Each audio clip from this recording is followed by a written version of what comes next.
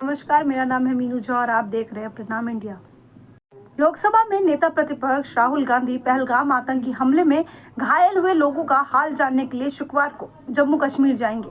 कांग्रेस सूत्रों ने ये जानकारी दी है। बता दें, दक्षिण कश्मीर के पहलगाम में मंगलवार यानी 22 अप्रैल को दोपहर में आतंकवादियों ने गोलीबारी की, जिसमें 26 लोग मारे गए। इनमें ज्यादातर पर्यटक थे। सूत्रों का कहना है कि राहुल गांधी शुक्रवार को अनंतनाग जिले के अस्पताल में घायलों से मिलकर उनका हाल जानेंगे। आतंकवादियों ने मंगलवार की दोपहर को कश्मीर के पहलगाम में पर्यटकों पर गोलीबारी की, जिसमें 26 लोगों की मौत हो गई। इस आतंकी हमले में मारे गए लोगों में ज्यादातर पर्यटक शामिल थे।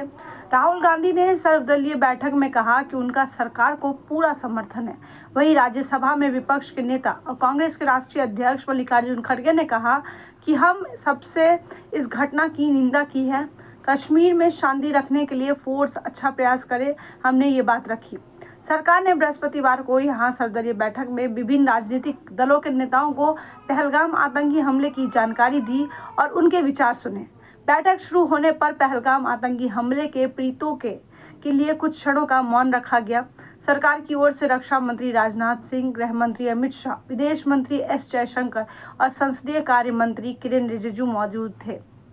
राजनाथ सिंह की अध्यक्षता में हुई बैठक में राज्यसभा में सदन के नेता जेपी नड्डा, राज्यसभा में विपक्ष के नेता मल्लिकार्जुन खड़गे और लोकसभा में विपक्ष के नेता राहुल गांधी भी मौजूद थे। इससे पहले विपक्ष ने मांग की थी कि प्रधानमंत्री नरेंद्र मोदी बैठक की अध्यक्षता करें।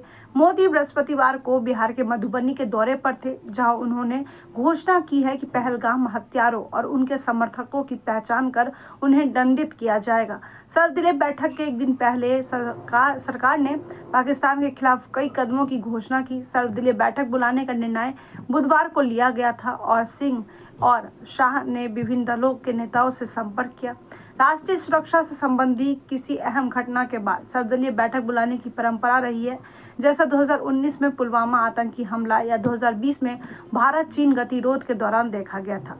इससे जहां संकट के क्षणों में राष्ट्रीय एकता की तस्वीर पेश करने में मदद मिलती है, वहीं विपक्षी नेताओं को अपने विचारों से सरकार को अवगत कराने और सरकार को विभिन्न राजनीतिक दलों को आधिकारिक स्थिति के बारे में जानकारी देने का अवसर मिलता है। इससे पहले भारतीय कम्युनिस्ट पार्टी के महासचिव दीपांकर भट्टाचार्य ने सर्वदलीय बैठक को चुनिंदा जनसंपर्क कार्यक्रम बताया और छोटे दलों को इससे दूर रखने के लिए सरकार की आलोचना की। भट्टाचार्य ने एक बयान में कहा कि जम्मू कश्मीर में सत्तारूढ़ नेशनल कॉन्फ्रेंस और भाकपा माले लिबरेशन जैसे दलों को बैठक से बाहर रखना इस मुद्दे पर सरकार की गंभीरता की कमी को दर्शाता है।